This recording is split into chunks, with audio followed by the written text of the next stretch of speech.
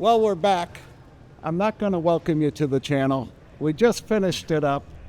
We've got Dick, of course. You just saw him in the Master Fidelity clip.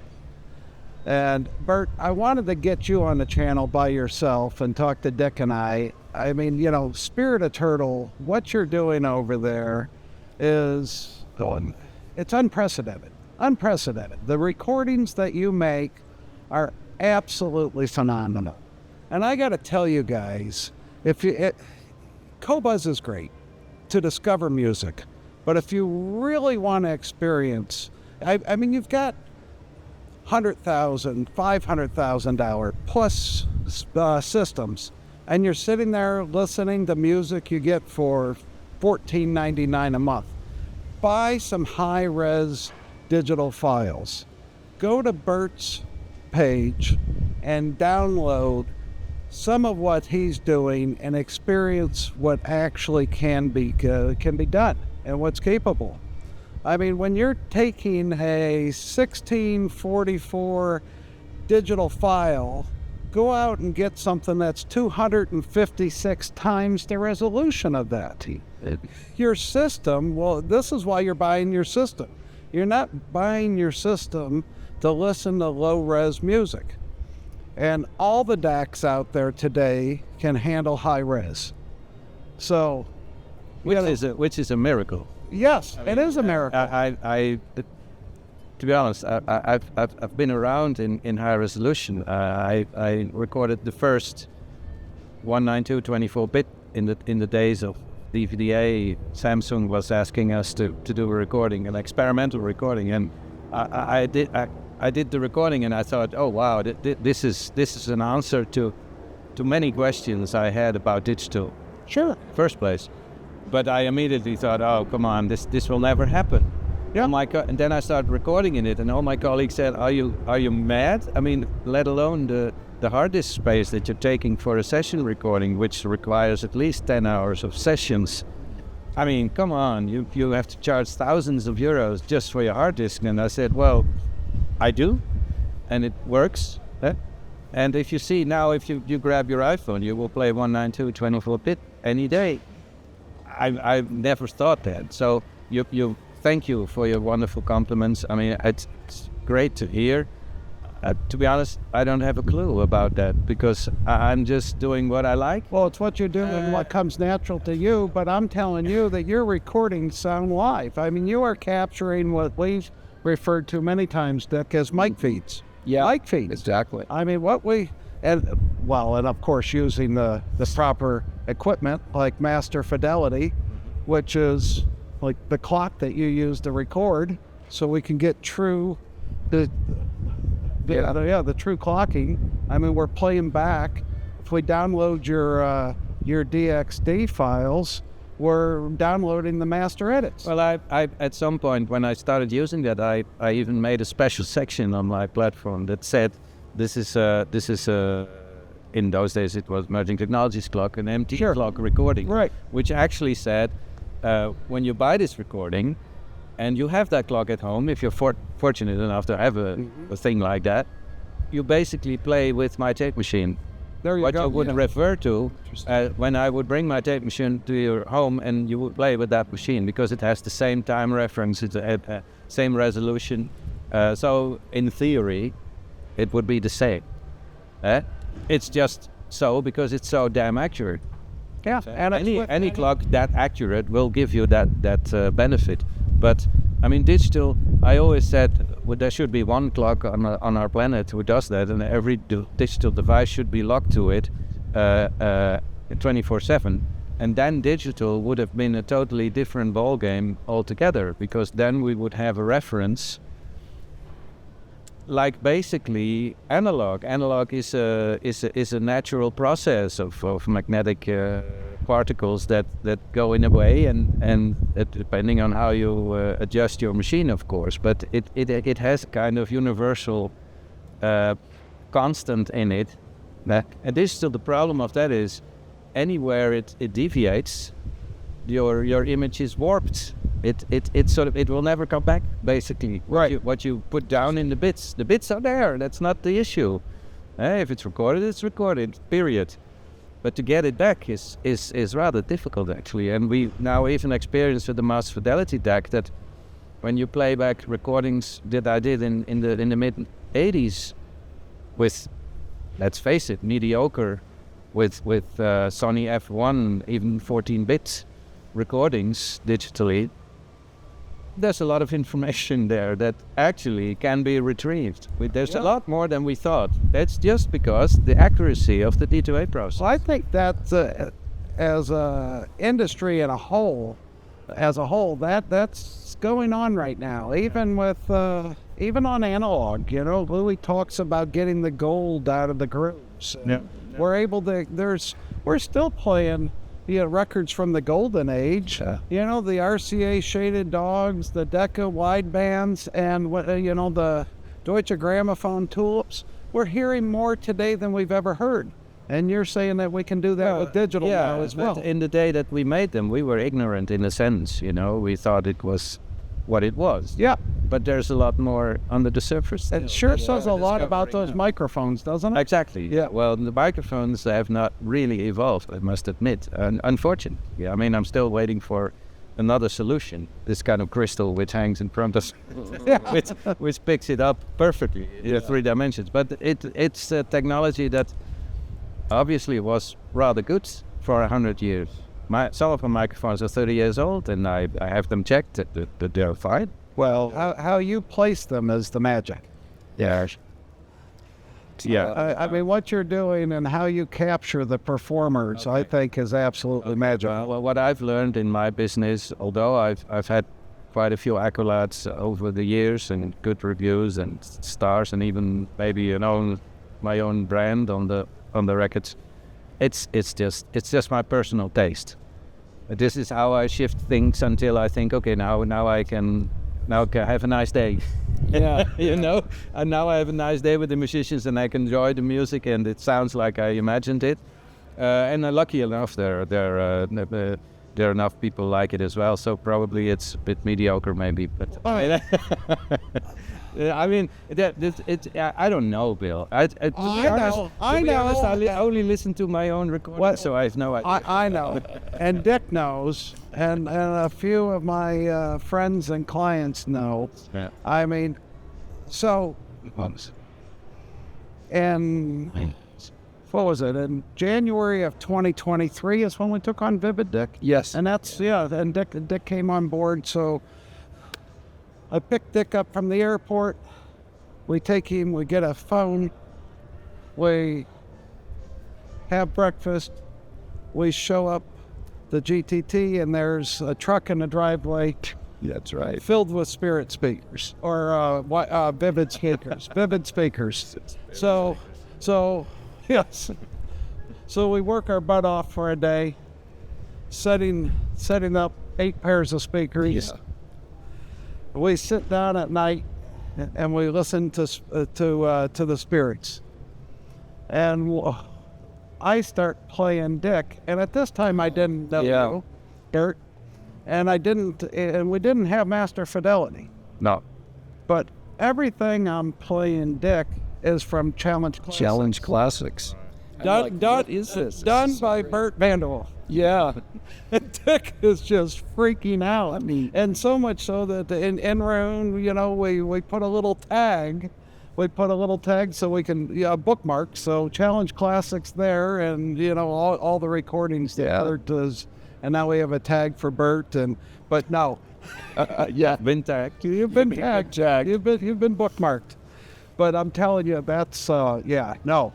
Before we knew you, before we had anything to do with Master Fidelity, we were fans of your work.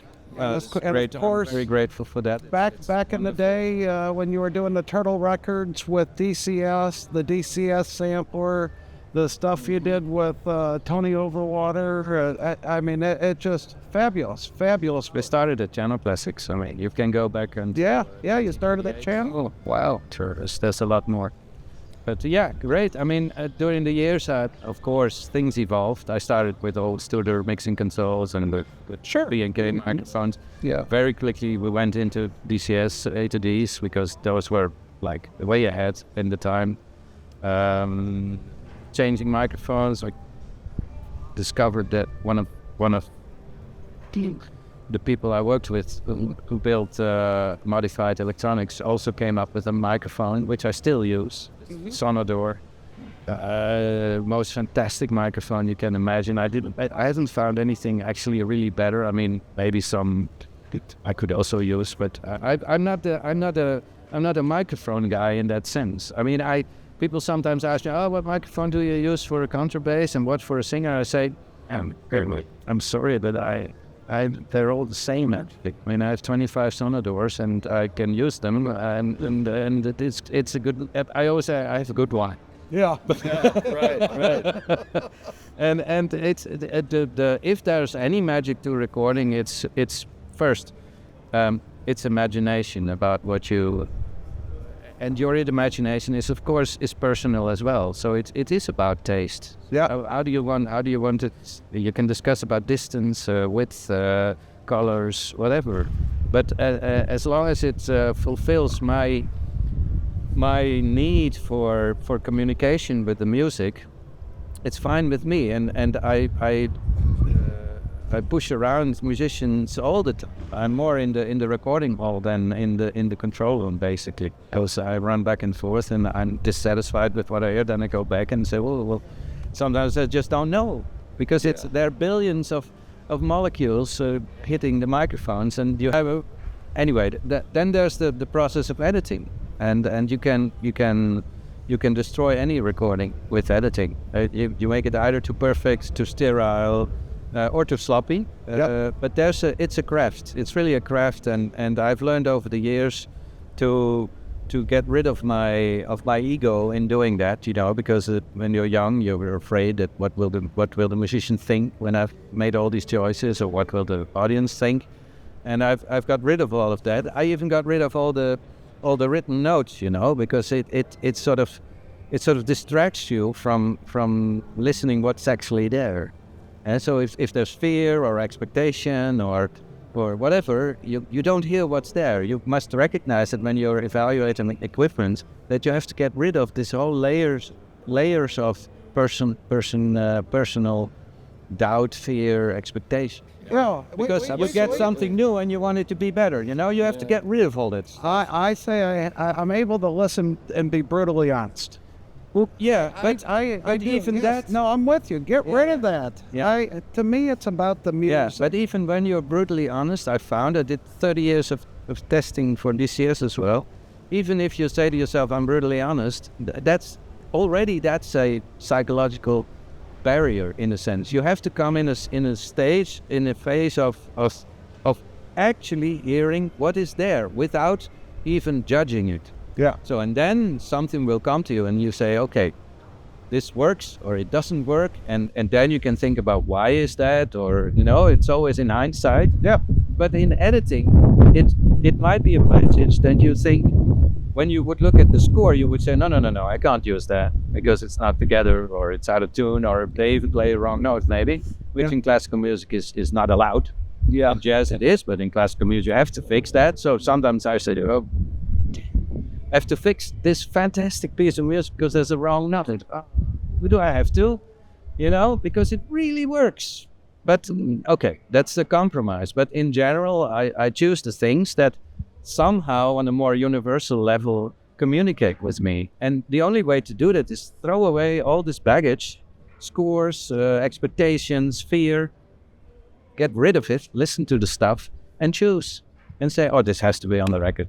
This will last 50 years.